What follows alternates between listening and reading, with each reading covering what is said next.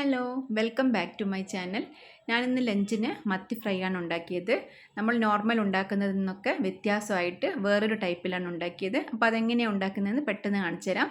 മത്തി ഇതുപോലെ നന്നായി വൃത്തിയായി കഴുകിയിട്ട് അതിലേക്ക് കുറച്ച് ഉപ്പ്, കുറച്ച് മുളക് പൊടി, മഞ്ഞൾപ്പൊടിയൊക്കെ ചേർത്തിട്ട് ഇതിൽ നന്നായിട്ട് ഈ മസാല പിടിക്കാൻ വേണ്ടിയിട്ട് ഒരു മണിക്കൂർ ഇതിങ്ങനെ പുരട്ടിയിട്ട് മാറ്റി വെച്ചേക്കാം.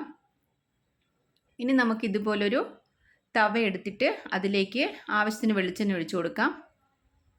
ആവശ്യത്തിന് വെളിച്ചെണ്ണ ഒഴിച്ച് കൊടുത്തിട്ട് ഇതിലേക്ക് നമുക്ക് കുറച്ചുകൂടെ മുളക് പൊടിയും മഞ്ഞൾപ്പൊടിയും പിന്നെ കുറച്ച് കുരുമുളക് പൊടിയും കൂടെ ഇട്ട് കൊടുക്കണം. നമ്മൾ നേരത്തെ ഇതൊക്കെ ഇട്ടിട്ടാണ് മിക്സ് ചെയ്ത് വെച്ചിരിക്കുന്നത് മത്തി, അതുകൊണ്ട് അതിന് ആവശ്യത്തിന് മാത്രം പിന്നെ ഇട്ട് കൊടുത്താൽ മതി. ഇനി ഇതെല്ലാം നന്നായിട്ട് സ്റ്റവ് ഓണാക്കുന്നതിന് മുൻപ് തന്നെ ഇതൊന്ന് നന്നായിട്ടൊന്ന് മിക്സ് ചെയ്തെടുക്കണം.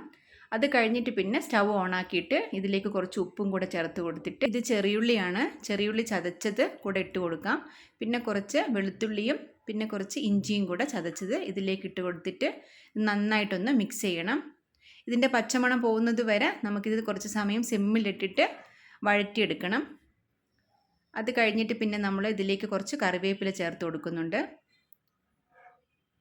കറിവേപ്പിലയും കൂടെ ഇട്ടിട്ട് മിക്സ് ആക്കിയതിന് ശേഷം പിന്നെ നമുക്കിതിലേക്ക് കുറച്ച് പുളിവെള്ളം ചേർത്ത് കൊടുക്കണം.